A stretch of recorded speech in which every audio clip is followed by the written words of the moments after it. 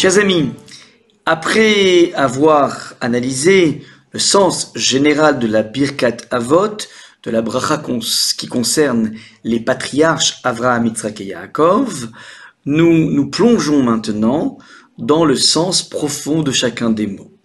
Et la bracha commence, la bénédiction commence par Baruch Ata Hashem, tu es source de bénédiction Hashem. Alors Baruch est un terme que l'on retrouve en permanence dans le panorama juif, à n'importe quelle occasion, il y a une bracha.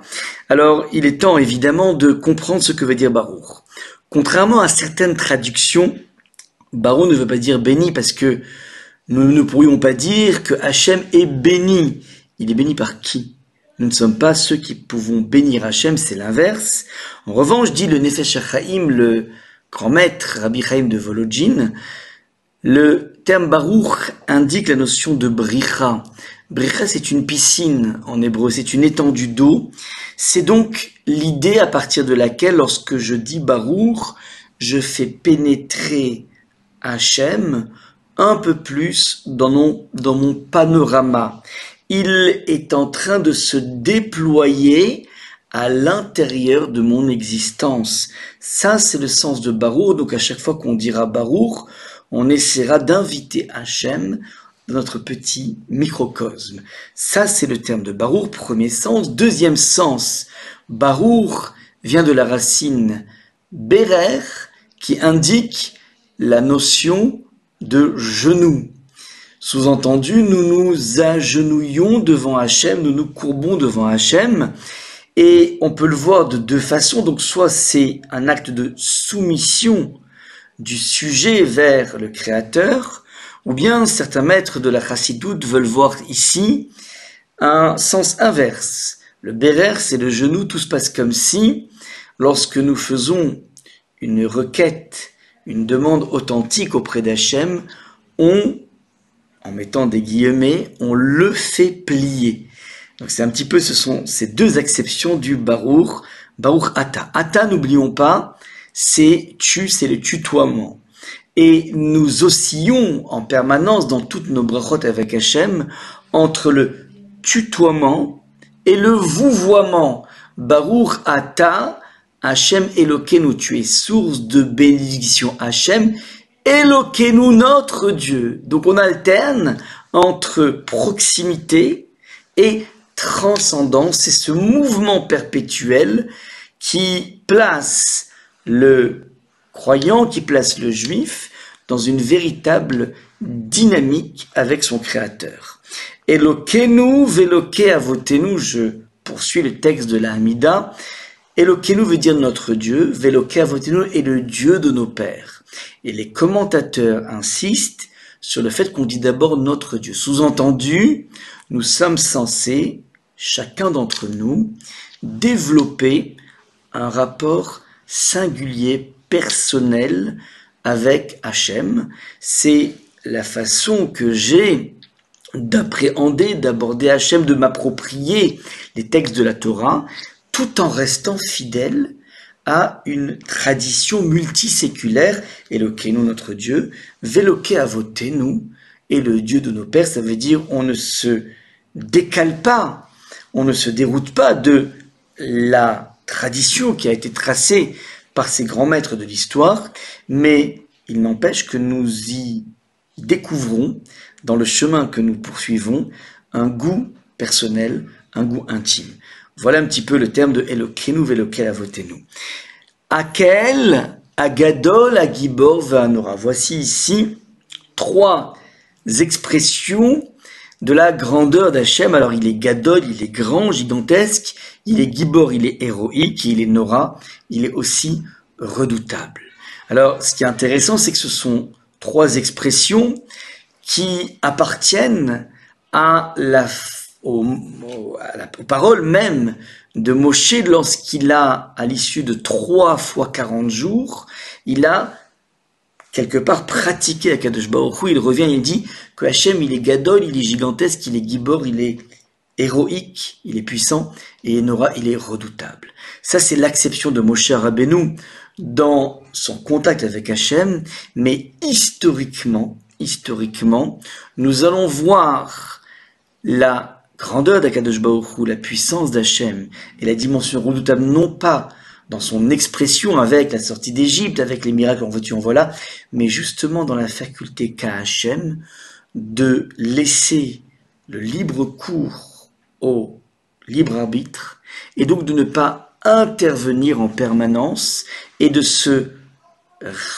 s'empêcher d'intervenir pour punir les impies, pour punir les personnes qui veulent détruire le peuple juif.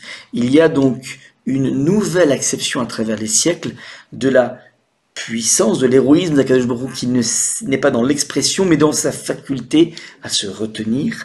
Et pareil, dans sa dimension redoutable, c'est vrai que le temple a pu être souillé, mais il n'empêche que il existe en permanence une sorte de respect, un respect et une préservation du peuple juif à travers les siècles qui provient de cette conscience de la présence d'Akadosh Baruch Hu. Ça, c'est le nouveau volet de Hakel, Agadol, Agibor, Ve'anora. Kel Elyon, il est en position supérieure, donc il est toujours en hauteur, il faut toujours se figurer cette omniprésence d'Hachem et omnipotence d'Hachem. Gomel chassadim tovim, il dispense des chassadim tovim, des bontés dispensées. Gomel, c'est Hachem, il donne, mais il ne donne pas simplement, il donne jusqu'à ce qu'on soit sevré. Ligmol en hébreu veut dire sevré. Koné akol, il organise, il orchestre tout, il façonne tout. Koné akol, ça veut dire qu'on peut voir la trace d'Hachem de partout. Vezocher chasdé avot, il se souvient, chasdé avot, des bontés des pères, sous-entendus. Il n'y a pas simplement un souvenir lointain, mais un souvenir actif. Zocher en hébreu, c'est la même racine que zachar qui veut dire le masculin.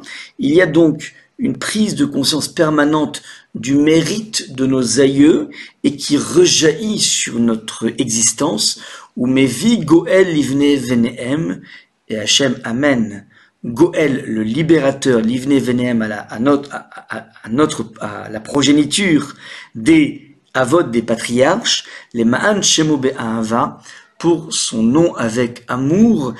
C'est intéressant, ici il y a un présent de narration, mais vi Goel Hashem amène un libérateur, c'est pas il amènera, mais il y a un phénomène dont on parlera dans une bracha ultérieure, dans la Tzmicha, il y a un phénomène d'avènement du Mashiach au fur et à mesure, brique après brique, pour pouvoir arriver à cette venue du Mashiach.